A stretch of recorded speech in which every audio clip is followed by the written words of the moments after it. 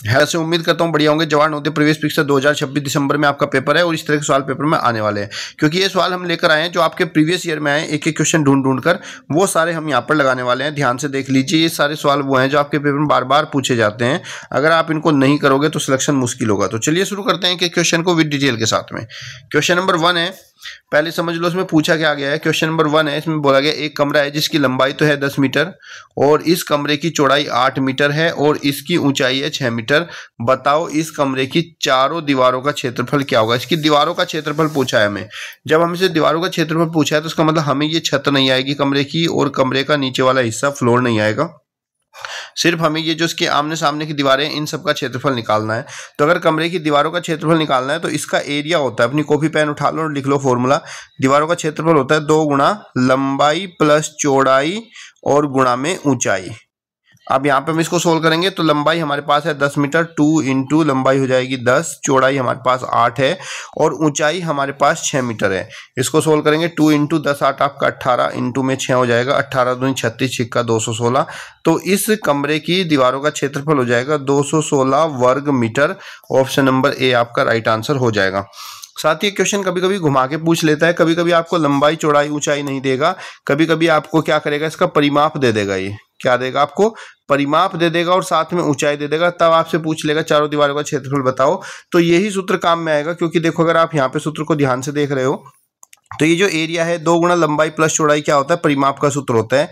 तो हम ये भी बोल सकते हैं कि दीवारों का क्षेत्रफल बराबर क्या होता है, परिमाप पेरीमीटर और गुणा ऊंचाई। तो अगर आपको परिमाप दिया जाएगा तो आप परिमाप के साथ गुणा ऊंचाई करोगे तो आपका एरिया आएगा। अदरवाइज अगर आपको लंबाई चौड़ाई ऊंचाई दी है तो 2 गुणा लंबाई प्लस चौड़ाई गुणा ऊंचाई वाला सूत्र लगा लेना, आपको उत्तर आ जाएगा। फॉर्मूले को नोट कर लेना।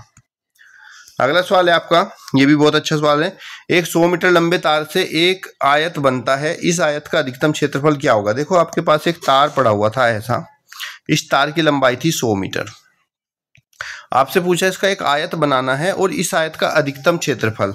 तो बच्चे ये जो यहाँ पर इसमें लिखा है ना अधिकतम क्षेत्रफल, यही इस क्वेश्चन की ट्रिक है और इसी से हमें पता चलेगा ये सवाल किस तरीके से होने वाला है। देखो अगर आपका क्वेश्चन में बोला गया है कि अधिकतम क्षेत्रफल, तो अधिकतम क्षेत्रफल किसका होता है, अधिकतम क्षेत्रफल होता है आपका ऐसा आयत जिसकी सभी भुजाएं बराबर होती है, जिसको वर्ग बोलते हैं। अगर हम इस तार को मोड़कर एक ऐसा आयत बना देंगे जिसकी सभी भुजाएं बराबर हैं तो उसका क्षेत्रफल सबसे अधिकतम होगा। तार की लंबाई क्या है, 100 मीटर है। हमने बनाया इसका एक वर्ग और वर्ग की सभी भुजाएं बराबर होती हैं, तो सारी भुजाएं इसकी क्या है, बराबर हैं। तो इसका मतलब अगर मैं इन सभी भुजाओं को जोड़ता हूं, इन सभी भुजाओं को जोड़ता हूं तो ये किसके बराबर होंगी, 100 मीटर के बराबर होंगी। यानी कि मैं कह सकता हूं कि जब हम किसी तार को मोड़कर बनाते हैं तो उससे जो भी आकृति बनती है उसका परिमाप उस तार की लंबाई के बराबर होता है। तो ये जो वर्ग है जिसकी भुजा ए मानी, इसका परिमाप कितना हो जाएगा। इसके परिमाप की बात करें तो इसकी 4 भुजाएं ए ए ए, परिमाप क्या होते हैं, किसी भी आकृति की पूरी बाउंड्री के योगफल को परिमाप कहते हैं। तो इसका परिमाप हो जाएगा 4 गुणा भुजा। और ये परिमाप किसके बराबर होगा, जिस तार को हमने मोड़कर बनाया, यानी कि 100 के बराबर हो जाएगा। तो इसकी भुजा बराबर हो जाएगी 100 डिवाइड बाय 4, 4 से 100 को भाग करेंगे तो 25। तो इसकी भुजा आ जाएगी हमारे पास 25 मीटर। ये एक भुजा इसकी 25 मीटर है। हमसे पूछा गया इसका क्षेत्रफल बताओ। एरिया बराबर क्या होता है, अगर हमें किसी वर्ग का एरिया निकालना है जिसकी सभी भुजाएं बराबर होती है तो इसका एरिया होता है भुजा गुणा भुजा, यानी कि इसका एरिया हो जाएगा 25 गुणा 25। 25 की 25 से गुणा करेंगे आपका आएगा 625 वर्ग मीटर। तो उसका क्षेत्रफल 625 वर्ग मीटर हो जाएगा। ऑप्शन नंबर सी आपका राइट आंसर। तो आपको इसमें ध्यान रखने वाली बात क्या है कि जब हम किसी तार को मोड़कर कोई भी आकृति बनाते हैं तो उस तार की जो लंबाई है, उस तार की जो लंबाई है उस बनी हुई आकृति की बाउंड्री के बराबर होती है, जिसको परिमाप कहते हैं। दूसरी बात, अगर आपको ऐसा आयत बनाना है जिसका क्षेत्रफल अधिकतम होगा तो ऐसी कंडीशन में आपको क्या बनाना पड़ेगा, एक वर्ग बनाना पड़ेगा। वर्ग क्या होता है, जिसकी सभी भुजाएं बराबर होती है। अगला प्रश्न देखिए, एक धनराशि है 9,861 रुपए की एक धनराशि है। इसको ए बी सी के 3, 11 और 5 के अनुपात में बांटना है। बी का हिस्सा बताना है कितना है। तो अगर हम यहाँ पे बात करें तो यहाँ पर 3 अनुपात हमें दिए गए हैं, ए बी सी। ए का अनुपात है 3, बी का है 11 और सी का है 5। हमें मान बी का निकालना है। तो हमें जिसका भी मान निकालना है, अगर मुझे यहाँ पे बी का हिस्सा निकालना है तो मैं क्या करूँगा, जो हमें टोटल धनराशि दी हुई है ये, इसको भाग करूँगा तीनों के अनुपात के योग से। हमेशा भाग तीनों के अनुपात के योग से ही करना है।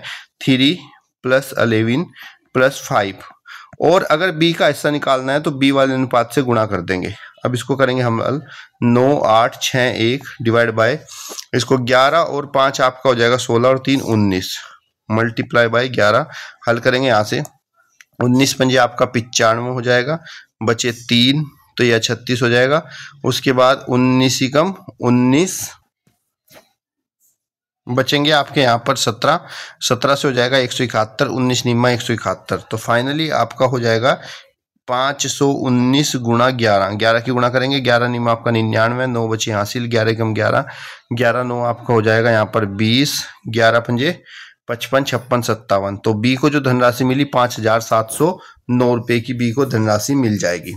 साथ ही बच्चे अगर आपसे मान लीजिए यहाँ पर बी का हिस्सा पूछा था, बी की बजाय वो पूछ लेता कि ए का हिस्सा कितना है, तो ऐसी कंडीशन बस आपको ये संख्या बदलनी थी। अगर बी का हिस्सा पूछेगा तो बी के अनुपात से गुणा करेंगे, ए का हिस्सा पूछ लेता तो ए के अनुपात से गुणा कर देते, यानी कि यहाँ पे 11 के बजाय आपको 3 से गुणा कर देना था। सी का पूछता तो 5 से गुणा कर दोगे। अगला प्रश्न है आपका 64 225 के मध्य समानुपाती संख्या क्या होगी। देखो ये मध्य समानुपाती होता क्या है, जब हमारे पास तीन संख्या इस तरीके के अनुपात में रखी होती है ए अनुपात बी अनुपात सी, तो ये जो हमारी पहली संख्या होती है इसको हम प्रथम अनुपाती बोलते हैं या फर्स्ट प्रोपोर्शनल बोलते हैं।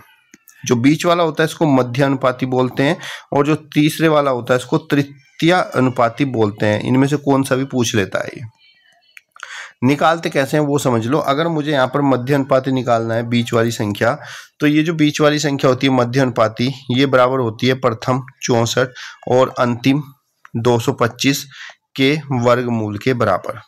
अब यहाँ से हम हल करेंगे तो 64 का वर्गमूल कितना होता है 8 होता है और 225 का वर्गमूल होता है 15, 25 8 200, तो हमारी जो संख्या होगी वो 200 हो जाएगी।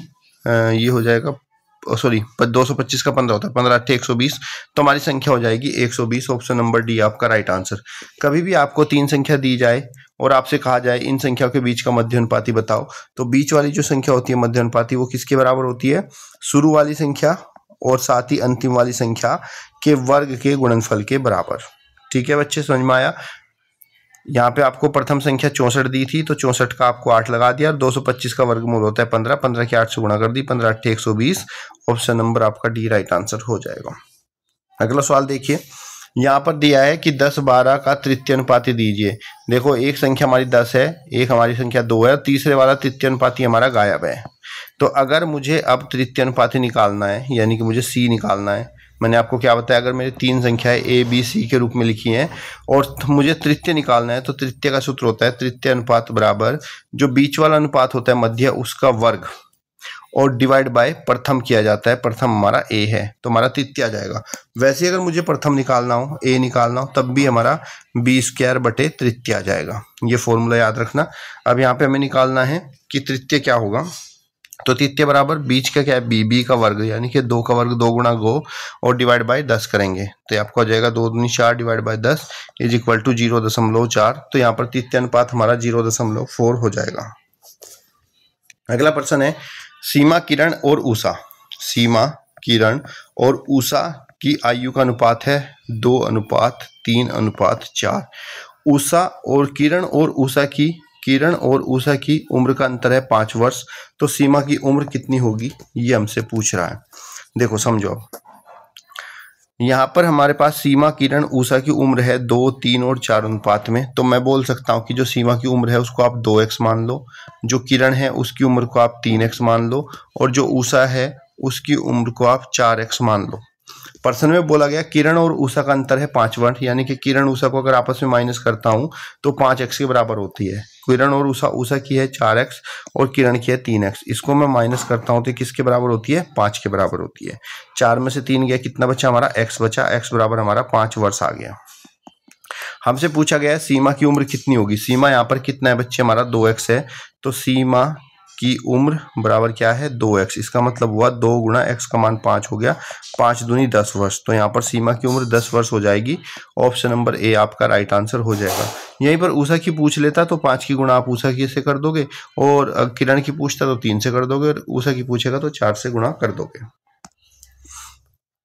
रमेश किसी कार्य को 20 दिन में करता है, सुरेश उसी कार्य को 25 दिन में करता है। यदि दोनों उस कार्य को साथ करें तो कार्य कितने दिन में समाप्त हो जाएगा। बहुत ही सिंपल सा तरीका है। रमेश करता है 20 दिन में और सुरेश उसी काम को करता है 25 दिन में। अगर आपको बताना है कि रमेश और सुरेश मिलकर कितने दिन में काम करते हैं तो आपको बहुत ही सिंपल सा तरीका है। क्या करना होगा, रमेश और सुरेश ये जितने दिनों में कार्य करते हैं दोनों के कार्य का गुणनफल करके भाग कर देना है दोनों के कार्य के योगफल से। तो रमेश काम को करता था 20 दिन में 20 और सुरेश करता था 25 दिन में, भाग करेंगे 20 + 25 से तो हो जाएगा 20 × 25 और 20 और 25 आपको हो जाएगा 45। इसको यहाँ से कट कर देंगे, 5 × 5 = 25, 5 ये हो जाएगा 5 × 9 = 45। तो 20 पंजे कितना हो गया आपका 100/9, जो कि आपको हल करेंगे तो 11 सही 1/9 आ जाएगा। ऑप्शन नंबर सी आपका राइट आंसर। अगला प्रश्न देखिए बच्चे, एक व्यक्ति ने घर की मरम्मत के लिए 2000 रुपये उधार लिए। ये 2000 रुपये क्या हो गया, हमारा मूलधन हो गया, सॉरी 20,000 उधार लिए, मूलधन हो गया और वार्षिक ब्याज की दर है 10%। 2 वर्ष के बाद उसे वापस करने हैं तो कितने रुपए वापस करेगा, हमें ये बताना है। तो पहले हमें क्या करेंगे, ब्याज निकालना पड़ेगा। ब्याज होता है मूलधन गुणा दर गुणा समय भाग 100 के बराबर।